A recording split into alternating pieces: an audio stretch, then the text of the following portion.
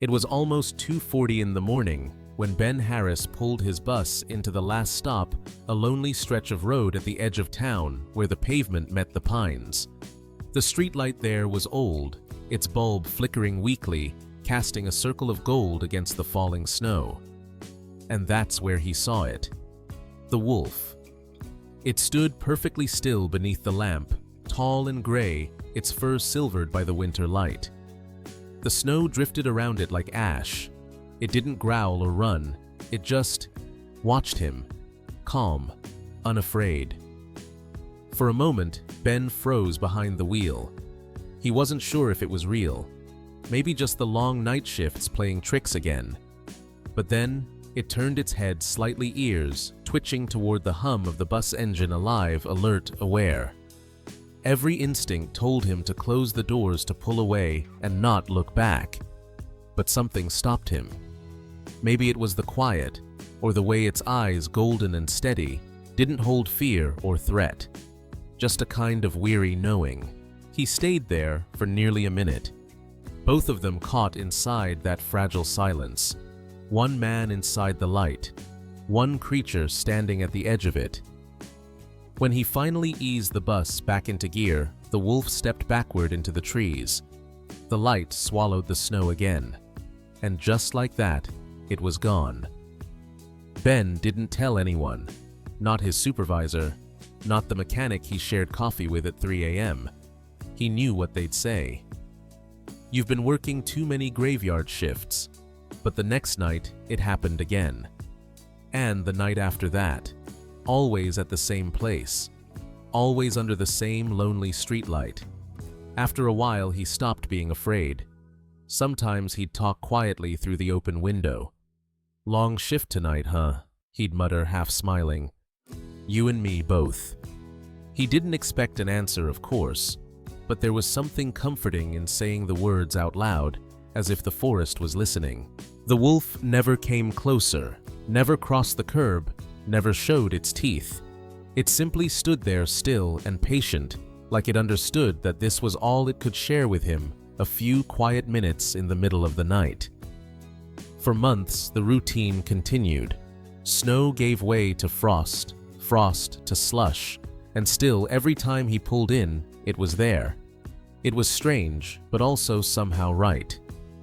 He started leaving the headlights off when approaching the stop, so the light from the old lamp could stay undisturbed.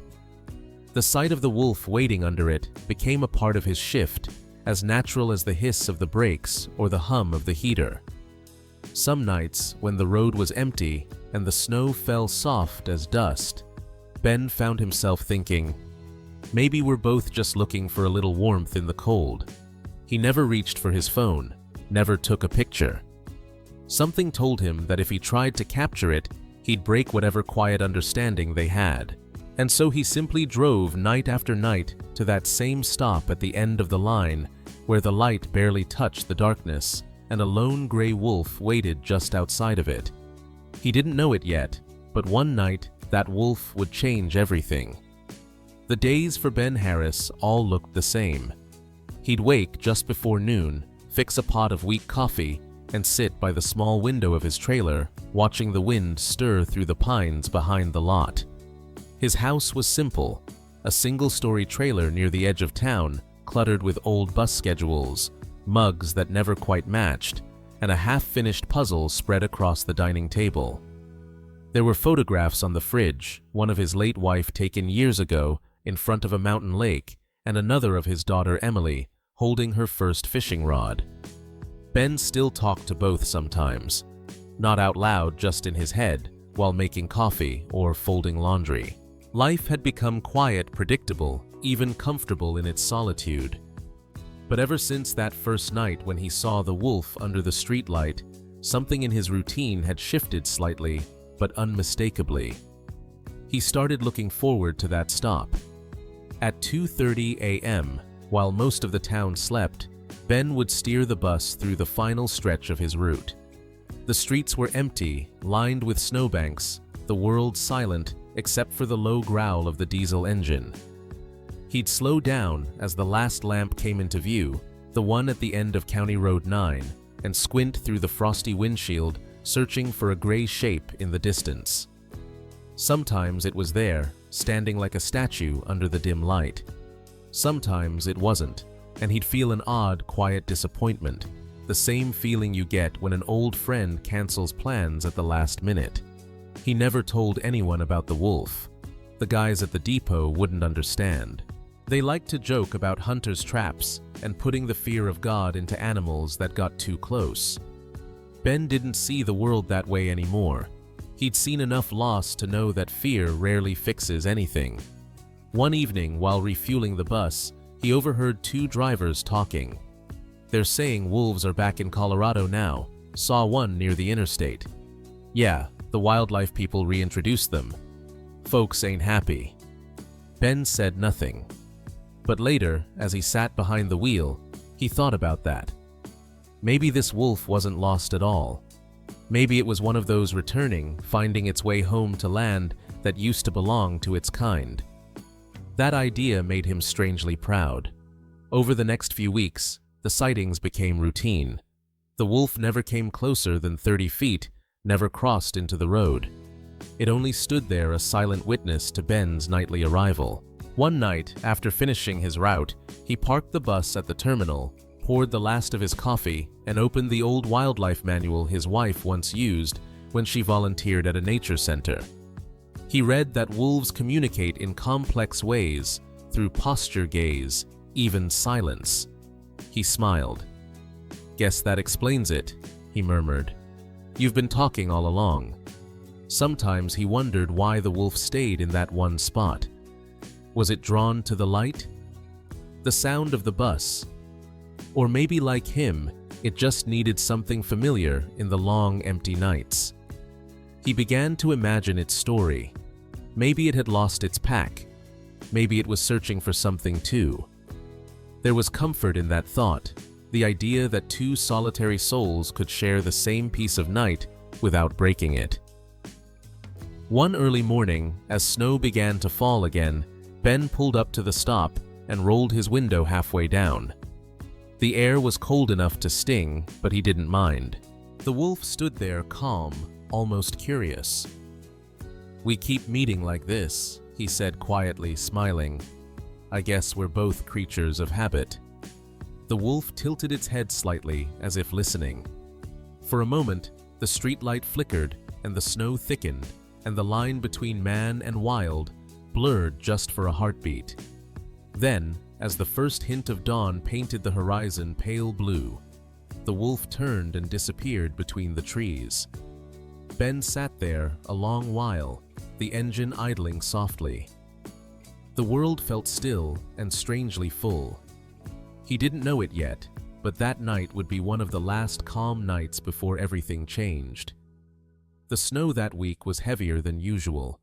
By midnight, the road looked like a long white ribbon stretching endlessly into the dark. Ben drove slower than normal wipers, beating a steady rhythm, his headlights carving a tunnel through the falling snow. At the final stop, the familiar glow of the old streetlight appeared ahead, warm and faint in the storm.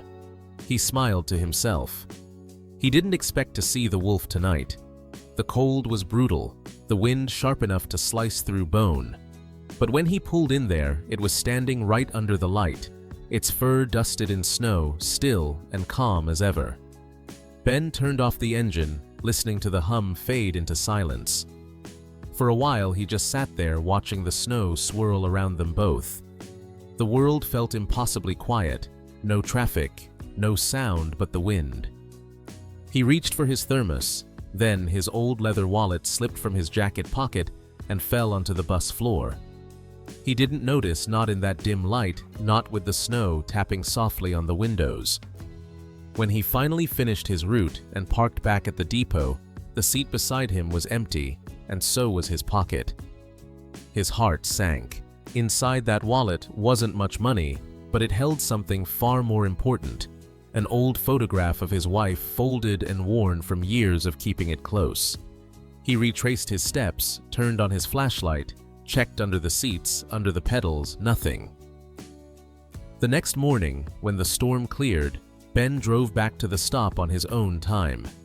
The streetlight was still standing, leaning slightly, its bulb still flickering in the pale dawn. And there, half buried in snow right at the base of the lamp, was his wallet. He froze. It looked placed there, not dropped. The leather was damp, the corners chewed slightly as if something had carried it gently in its mouth. He crouched, picked it up with shaking hands, brushed away the snow, and opened it. Everything was there: his license, his cards, the photo. The only thing missing was a few dollar bills, soggy and torn from the wet. He let out a shaky laugh. Guess I got off easy. That night, curiosity got the better of him. He asked the local transit office if he could check the security camera at the stop, one of those small motion sensors installed after vandals broke the lamp years ago. The footage was grainy black and white, but clear enough. The bus had pulled away. The light flickered. A few minutes later, a shape appeared from the tree line, the wolf. It approached the spot where Ben had parked nose low to the ground, sniffing. Then, it found something, the wallet half buried in slush. Ben watched breathless as the wolf nudged it with its muzzle, pulled it out of the puddle, and carried it a few steps toward the streetlight.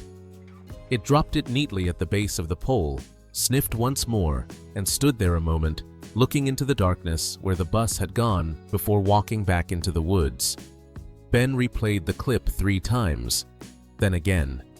He didn't know whether to laugh or cry.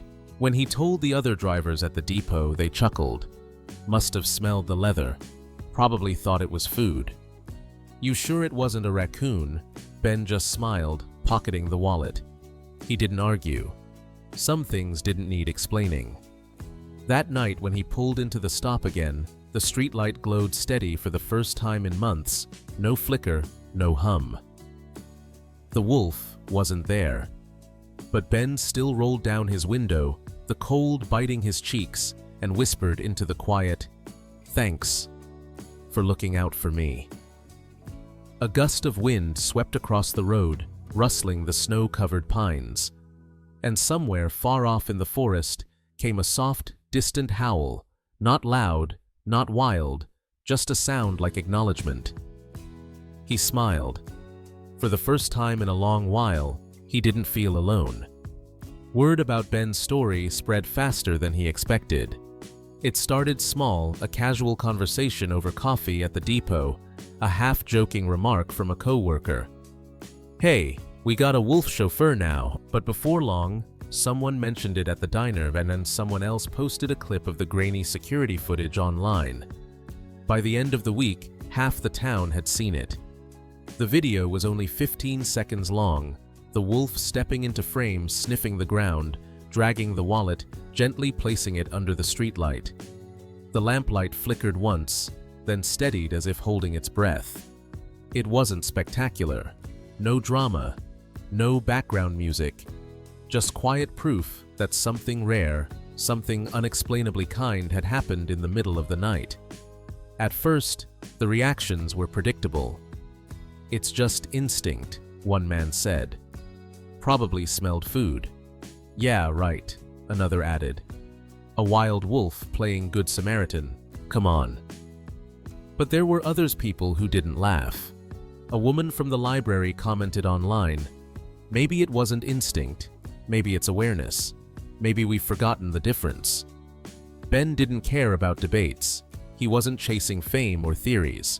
He'd seen what he'd seen, and that was enough. Still, people started stopping him at the grocery store, at the gas station. "You're the bus guy, right? You really think it meant to help you?" He'd smile politely and shrug. "I think it meant to do what felt right, whatever that was." That simple answer made people pause. One morning, the local paper called. A reporter wanted to do a short piece, local bus driver and the streetlight wolf. Ben agreed reluctantly. He didn't like attention, but he figured maybe, just maybe, it would make people think twice before fearing everything wild. The article ran on Sunday. A small headline, a photo of Ben standing near the streetlight, snow falling softly around him. They printed one still frame from the video, the wolf with its head bowed, placing the wallet on the ground. Below it, a quote from Ben. "It didn't owe me anything, but maybe kindness doesn't need a reason." The story made its way across social media. A wildlife conservation group shared it with the caption, "A reminder that coexistence is possible." Not everyone agreed. A few residents near the woods demanded the authorities remove the wolf before someone gets hurt. Ben attended the town meeting that followed. The room smelled of old coffee and nervous energy. A dozen people argued about safety fences and fear. When it was his turn to speak, Ben stood up slowly, his voice steady but soft. "I've seen that wolf more times than I can count. It never once came close. It never once looked angry. We share the same road, that's all. Maybe we can share the same light too." The room went silent for a moment. Then someone clapped. Another followed. Not everyone was convinced, but the tension eased. That winter animal control decided against setting traps. They posted new signs instead. Wildlife crossing area, reduce speed. Respect distance. Ben smiled when he saw them on his route.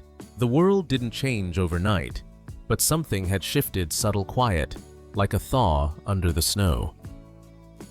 From then on, the locals began calling it the streetlight wolf. It became part of the town's story, a little piece of folklore wrapped in truth. And every time Ben drove through that last stretch of road, he'd glance at the lamp glowing steady against the dark and wonder if the wolf still wandered nearby unseen, but still listening. Ben's last week on the job came quietly. No parties, no speeches, just a new driver shadowing his route and a final stack of paperwork waiting at the depot. After 30 years behind the wheel, he didn't need a celebration. He only wanted one more night, one last run down the stretch of road that had come to feel like home. That evening, the sun sank early behind the foothills, painting the sky in orange and lavender. The town lights blinked awake one by one. Ben started his route as he always did, a thermos of coffee. The radio turned low, the seat adjusted just so. The passengers were few. A young nurse heading home from the late shift, a man with a lunchbox, 2 college kids half asleep. Each of them got off quietly, the doors sighing open and shut like slow breathing. By 2:30 a.m., the bus was empty. Just him, the hum of the tires, and the steady rhythm of the wipers, brushing away light snow. He knew this road by heart, every curve, every flickering lamp, every mailbox leaning toward the wind. And up ahead through the mist, he saw it, that old streetlight. For a second, he thought maybe he'd imagined everything, that the wolf was just a story people told to feel better about the world. But as he pulled into the stop, there it was, standing right where it always had. The same gray coat dusted white with snow, the same stillness, the same steady gaze. Only now, Ben noticed something different, a faint scar across its muzzle, a sign of time, of survival. He parked, turned off the engine and opened the window. The cold air slid in sharp and clean. "You're still here," he said softly. "Guess neither of us knows when to quit." The wolf didn't move. Its ears twitched slightly, catching his voice. Ben reached into his pocket and took out the wallet, the same one the wolf had once pulled from the snow. He opened it, looked at the photo inside, his wife, smiling in the sunlight, hair blowing across her face. "She would have liked you," he murmured. "You're both stubborn about staying in the light." The wolf blinked, slow, deliberate, a gesture that almost looked like understanding. Snowflakes fell between them, drifting lazily through the glow. For a long moment, neither moved. The silence was complete, not empty, but full, like the pause before a song ends. Then Ben whispered, "Thank you for the company." The wolf turned its head toward the forest, took one small step back, then another. Just before the shadow swallowed it, it looked over its shoulder once more, eyes glinting gold under the lamplight. And then it was gone. Ben sat there a long while after that. The light hummed quietly above, and the snow thickened until the road disappeared beneath it. He finally started the engine, shifted into drive, and whispered, "Safe travels, old friend." The bus rolled forward, its headlights cutting through the snowfall. When he glanced in the rearview mirror, the streetlight was a fading dot behind him, a small island of warmth in the sea of white.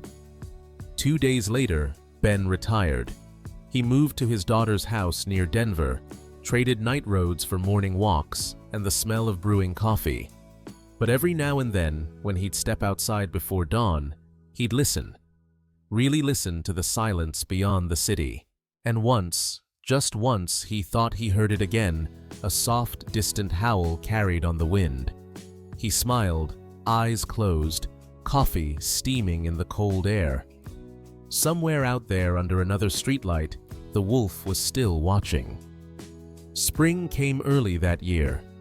The heavy snows melted into thin silver streams, trickling down from the mountains and cutting through the fields.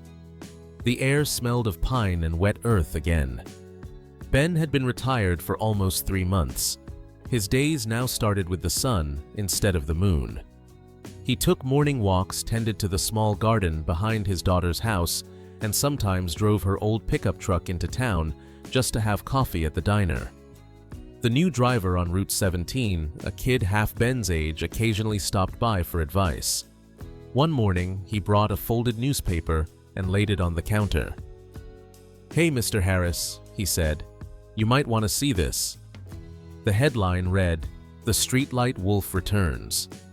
Ben blinked, then smiled. The article was short, just a few paragraphs. Someone had spotted the wolf again crossing the highway at dawn near that same stretch of road. It didn't harm anyone, didn't even linger. But the sighting stirred something in people. The town council voted to put up a small sign near the spot wildlife corridor, home of the streetlight wolf. The reporter wrote, "Locals say the wolf seems to appear when the town is quietest, as if guarding the edge of light." Ben folded the paper and chuckled softly. "Guarding the edge of light," he murmured. "Yeah, that sounds about right." In the months that followed, the story spread beyond the town. A wildlife organization used the footage in an awareness campaign about coexistence. Children in local schools painted murals, a gray wolf under a glowing lamp, snow falling like confetti around it. Tourists sometimes came at night hoping to see it. Most went home without a glimpse, but those who lingered swore they heard a soft howl from somewhere deep in the woods. And quietly, without anyone noticing, the fear began to fade. People started walking their dogs closer to the forest again. They stopped calling animal control every time they heard a howl. The wolf became less a warning and more a symbol. One late evening, Ben drove back to his old route. The bus stop was still there, the same streetlight still standing. The new sign gleamed beneath it, reflecting the headlights. He parked by the side of the road and stepped out. The air was cool, crisp, filled with the smell of pine. The night was perfectly still. He stood there a long while listening. Nothing, just the hum of the light and the whisper of the wind. He smiled to himself. Maybe it had moved on. Maybe it was out there raising pups somewhere safer, quieter. He started to turn back toward the truck, and then he heard it. A single low howl drifting across the distance. Not loud, not close, but enough to make the hair on his arms stand. He turned toward the sound, eyes searching the dark between the trees. For a heartbeat, he thought he saw movement, a flash of gray, a glint of gold eyes catching the lamplight, and then nothing. Just the steady glow of the bulb and the soft hiss of the wind through the branches. He didn't chase it. He didn't call out. He simply smiled, hands in his pockets, and whispered, "You're right where you belong." Later, when he drove away, the light in his rearview mirror looked different, warmer, somehow less lonely. And though no one ever saw the wolf again after that spring, its story remained. People still spoke of it at the diner in classrooms on quiet nights when the snow returned. They said it reminded them that not everything in the dark was dangerous. That kindness once shown could echo softly endlessly, like a howl carried through the hills.